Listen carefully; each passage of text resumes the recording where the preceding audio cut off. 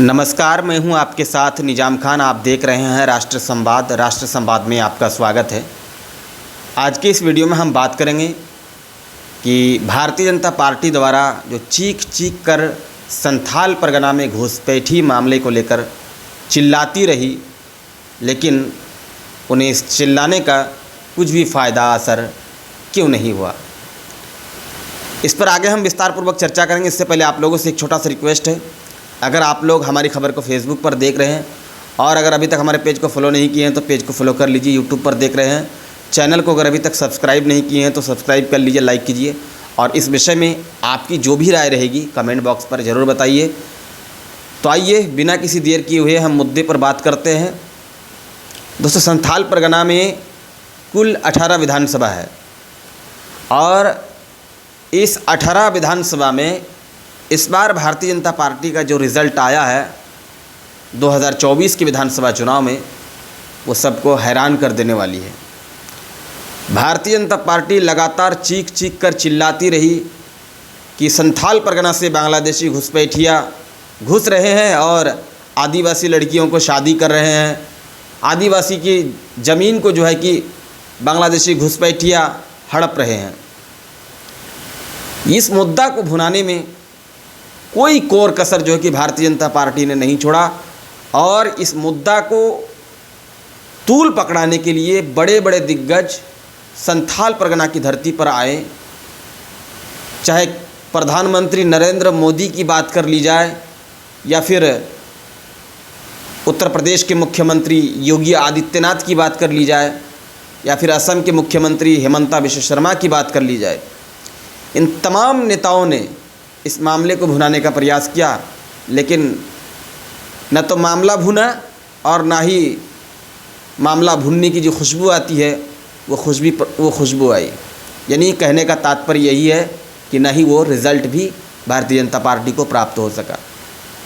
बल्कि आपको बता दें, संथाल परगना के साथ साथ झारखंड में देखेंगे तो कई दिग्गज भारतीय जनता पार्टी के इस बार के चुनाव में अपनी सीट खो चुके और हार का सामना करना पड़ा। हम पहले संथाल की बात कर लेते हैं कि संथाल में भारतीय जनता पार्टी का इस बार कई सीट गंवाना पड़ा। वैसे तो संथाल परगना झारखंड मुक्ति मोर्चा का गढ़ माना जाता है, लेकिन इस बार का जो चुनाव हुआ काफ़ी दिलचस्प हुआ।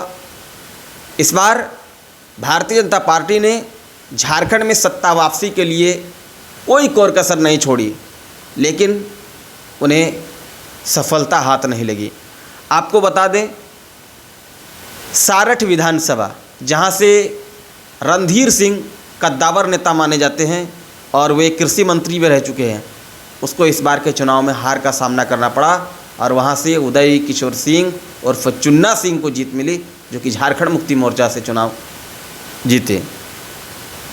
वहीं अगर हम गोड्डा की बात कर लें तो गोड्डा से भी जो है कि अमित कुमार मंडल, जो वहाँ के भाजपा के विधायक थे, उनको भी जो है कि हार का सामना करना पड़ा और राष्ट्रीय जनता दल के संजय प्रसाद यादव ने वहाँ से चुनाव जीत गए। इसके अलावा अगर हम बात करें राजमहल की, तो राजमहल से अनंत कुमार ओझा को हार का सामना करना पड़ा और मोहम्मद ताजुद्दीन वहाँ से झारखंड मुक्ति मोर्चा की ओर से चुनाव जीत गए। यानी आप इस हिसाब से देखेंगे तो राजमहल, गोड्डा, सारठ, इसके अलावा देवघर से नारायण दास को भी हार का सामना करना पड़ा और यहाँ से सुरेश पासवान राष्ट्रीय जनता दल से चुनाव जीत गए। यानी एक तो सीट ला नहीं सके, उल्टा जो है कि 4 सीट गंवाना पड़ा। मात्र 1 सीट संथाल में भारतीय जनता पार्टी हासिल कर सकी है, वो है जरमुंडी विधानसभा।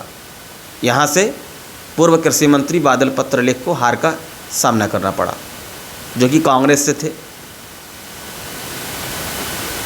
बताया जा रहा था कि उनका जनता के प्रति जो कामकाज है वो ठीक ठाक नहीं था, काफ़ी आलस्य टाइप के थे, जनता से बात नहीं करते थे, समय पर उठते नहीं थे।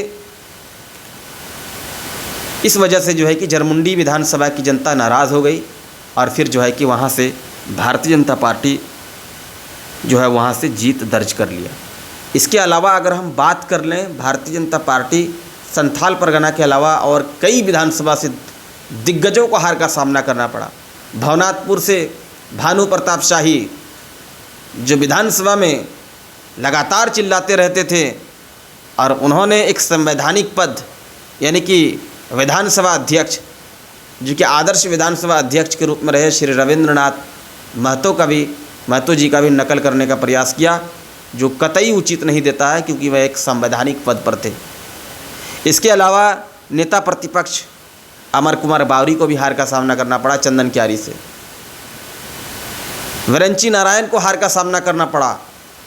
कई नेताओं को जो है कि भारतीय जनता पार्टी का इस बार हार का सामना करना पड़ा। सुदेश महतो को भी इस बार चुनाव में हार का सामना करना पड़ा, जो आजसू के दिग्गज माने जाते हैं और आजसू भाजपा का सहयोगी दल है। यानी संथाल परगना में जिस मुद्दे को भुनाने का प्रयास किया, दरअसल वो मुद्दा यहाँ पर भून नहीं पाया, क्योंकि यहाँ के लोगों को चाहिए रोजगार। यहाँ के लोगों को वो मुद्दा पसंद नहीं आई होगी और वह मुद्दा को साबित करने में भी भारतीय जनता पार्टी विफल साबित हुई है। अभी तक बांग्लादेशी घुसपैठी किस ज़िले में है और कहाँ है, कितने हैं, इसको अभी तक पुष्टि नहीं कर सकी है। तो फिर जब इसकी पुष्टि नहीं कर सके तो फिर इस मुद्दा ही नहीं रहा। दूसरी बात, केंद्र में भाजपा की सरकार है और गृह मंत्रालय भारतीय जनता पार्टी के अंतर्गत आता है। तो फिर केंद्र की सरकार क्या कर रही है? अगर बांग्लादेशी घुसपैठी घुस रहे हैं तो इसकी जिम्मेवार तो पहले भारतीय जनता पार्टी होंगे।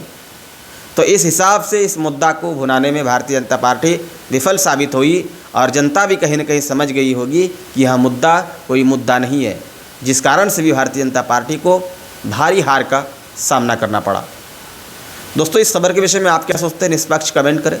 खबर अच्छी लगे तो लाइक शेयर करें, हमारे पेज को फॉलो करें, यूट्यूब चैनल को सब्सक्राइब करें। धन्यवाद।